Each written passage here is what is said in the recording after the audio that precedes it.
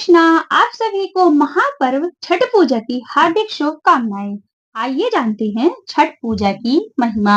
छठ पूजा प्रकृति को समर्पित पर्व है जिसमें सूर्य देव और छठी मैया की पूजा होती है। यह पर्व 4 दिनों तक चलता है जिसका आरंभ चतुर्थी तिथि से हो जाता है और समापन सप्तमी तिथि पर होता है। छठ पर्व पर व्रती कमर तक जल में प्रवेश कर सूर्य देव को अर्घ्य देते हैं। छठ पूजा सूर्य देव और छठी मैया को समर्पित है और यह एक महत्वपूर्ण महापर्व है। ये खास तौर पर बिहार, झारखंड और पूर्वी उत्तर प्रदेश में बड़े ही उत्साह से मनाया जाता है।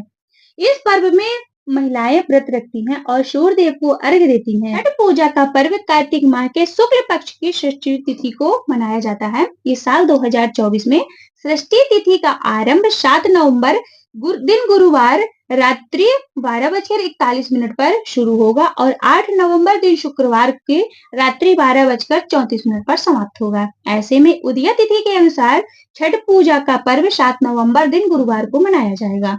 छठ पूजा संपन्न करने के लिए इस तरह के शाम के समय का अर्घ्य 7 नवंबर को और सुबह का अर्घ्य 8 नवंबर को दिया जाएगा। इसके बाद व्रत का पारण किया जाएगा। हिंदू धर्म में छठ पूजा में छठी मैया और सूर्य देवता की विधि विधान से पूजा की जाती है। दिवाली के 6 दिन बाद छठ पर्व मनाया जाता है। छठ पूजा 4 दिन तक चलता है जिसमें शुरुआत होती है नहाय खाए खरना से, फिर डूबते हुए और उगते हुए सूर्य को अर्घ्य दिया जाता है। इसमें व्रती महिलाएं नदी में कमर तक जल में डूबकर सूर्य देवता को अर्घ्य देती हैं और उनकी पूजा करती हैं। इसमें से 36 घंटे तक निर्जल व्रत रखा जाता है जो कि बेहद कठिन माना जाता है। पौराणिक मान्यताओं के अनुसार छठी मैया की पूजा करने से व्रती के आरोग्य, सुख, समृद्धि, संतान सुख का आशीर्वाद मिलता है।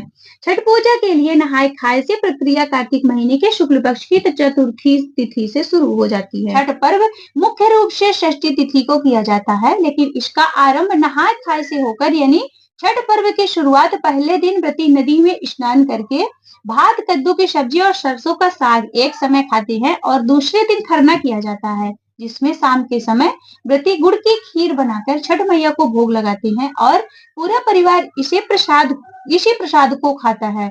और तीसरे दिन छठ का पर्व मनाया जाता है जिसमें सूर्य अस्त होते समय अर्घ्य दिया जाता है और चौथे दिन सप्तमी तिथि को उगते हुए सूर्य को अर्घ्य देकर छठ पर्व का समापन किया जाता है।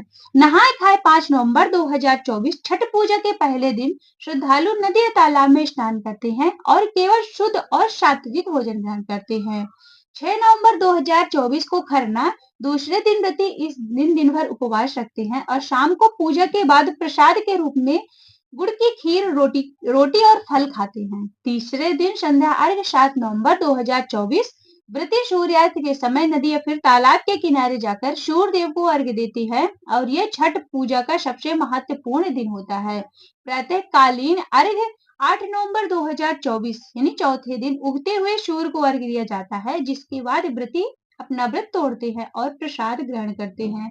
छठ पूजा को सबसे कठिन व्रतों में से एक माना जाता है क्योंकि इस दौरान श्रद्धालुओं को कठोर नियमों का पालन करना पड़ता है। छठ व्रत की पौराणिक कथा। एक कथा के अनुसार राजा प्रियव्रत को कोई संतान नहीं थी। तब महर्षि कश्यप ने पुत्रेष्टि यज्ञ कराकर उसकी पत्नी मालिनी को यज्ञाहुति के लिए बनाई गई खीर दी। इसके प्रभाव से उन्हें पुत्र हुआ परंतु वह मृत पैदा हुआ। प्रियव्रत पुत्र को लेकर शमशान गए और पुत्र वियोग में प्राण त्यागने लगे। उसी वक्त भगवान की मानस कन्या देवसेना प्रकट हुई और कहा कि सृष्टि की मूल प्रवृत्ति के छठे अंश से उत्पन्न होने के कारण मैं सृष्टि कहलाती हूँ। राजन, तुम मेरा पूजन करो तथा और लोगों को भी प्रेरित करो। राजा ने पुत्र इच्छा से देवी सृष्टि का व्रत किया और उन्हें पुत्र रत्न की प्राप्ति हुई और यह पूजा कार्तिक शुक्ल षष्ठी को हुई थी। मूलतः सूर्य सृष्टि व्रत होने के कारण इसे छठ व्रत कहा गया। यह पर्व वर्ष में 2 बार मनाया जाता है, पहली बार चैत्र में और दूसरी बार कार्तिक में। चैत्र शुक्ल पक्ष षष्ठी पर मनाए जाने वाले छठ पर्व को चैती छठ और कार्तिक शुक्ल पक्ष की छठ पर मनाए जाने वाले को कार्तिकी छठ कहा जाता है। पारिवारिक सुख समृद्धि तथा मनोवांछित फल प्राप्ति के लिए यह पर्व मनाया जाता है।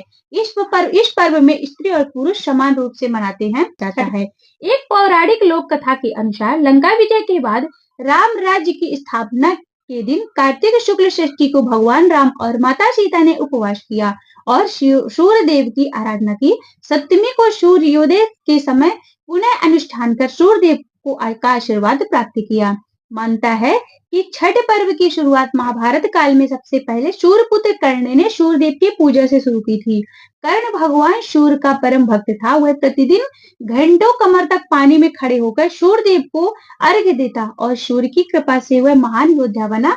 आज भी छठ पर्व में अर्घ्य दान की यही पद्धति प्रचलित है। कुछ कथाओं में पांडवों की पत्नी द्रौपदी द्वारा भी सूर्य की पूजा करने का उल्लेख है और वे अपने परिजनों के उत्तम स्वास्थ्य और लंबी उम्र के लिए कामना करती और नियमित सूर्य देव की पूजा करती थी।